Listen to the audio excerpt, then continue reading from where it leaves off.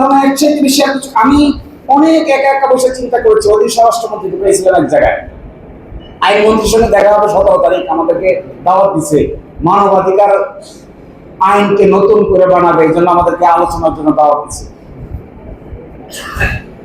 আচ্ছা, এত কথা বললেন, এখন যে পরিবর্তন হয়ে গেলেন কি কারণ?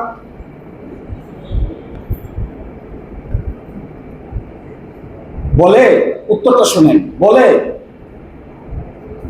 এত ঝামেলা তোমরা ঐকমত্য কমিশনে বানাইছো, এইটা যদি আমরা মানতে যাই তাহলে তো প্রধানমন্ত্রীর ক্ষমতা বলতে আর কিছুই থাকে।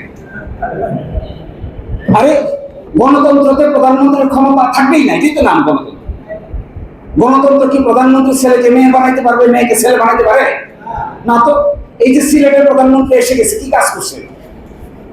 নতুন করে উদ্বোধন, অমুক হলো খাল খনন, অমুক হলো এটা।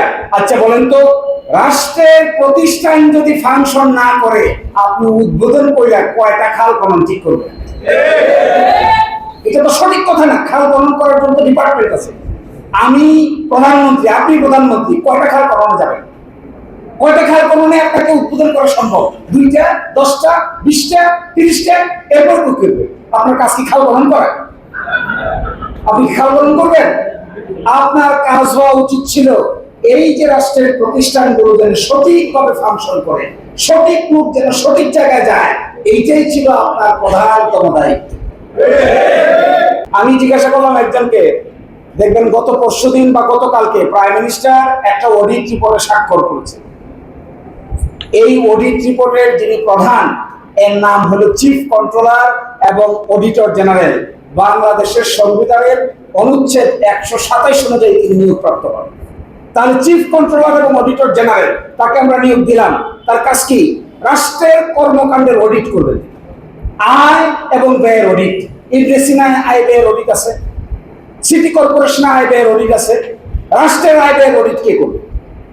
সরকারের আয় ব্যয়ের অডিট কে করবে? কে বলবে যে এই আয়টা ঠিক নাই, এই ব্যয়টা ঠিক নাই, এটার ভাউচার নাই, এটা দুর্নীতি হয়েছে? এই কথা বলবে কে? এটা বলার জন্য সংবিধানে একটা পদ সৃষ্টি করা হয়েছিল, এর নাম হলো প্রধান হিসাব নিরীক্ষক। তো প্রধান হিসাব নিরীক্ষককে আপনি কাজ করতে দেন, তাকে বলেন যে তুমি স্বাধীন, তুমি যে কোনোটা অডিট করতে পারবা, যার ইচ্ছে এটা তুমি রিপোর্ট দায়ের করতে পারবা, প্রেসিডেন্টের বিরুদ্ধে যদি যায় তাও করতে পারবা, প্রাইম মিনিস্টারের বিরুদ্ধে যদি যাও তাই করতে পারবা, মন্ত্রীদের বিরুদ্ধে যদি যায় তাও করতে পারবা।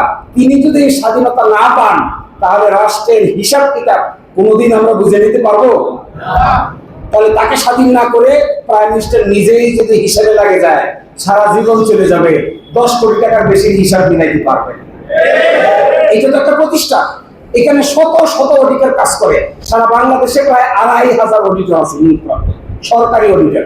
তো সরকারি অডিটরের কাজ কি?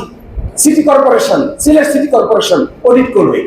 মেয়র সাহেব কিচ্ছু বলতে পারবে না, সচিব সাহেব কিচ্ছু বলতে পারবে না। ইন্ডিপেন্ডেন্ট অডিট হবে, রিপোর্ট পেশ হবে সিলেটের সকল জনগণের সামনে। রিপোর্ট পেশ হবে যে 2000 এত সালে আমাদের এত টাকা আয় হলো, এত টাকা ব্যয় হলো, এই খাতে আয় হলো, এই খাতে ব্যয় হলো।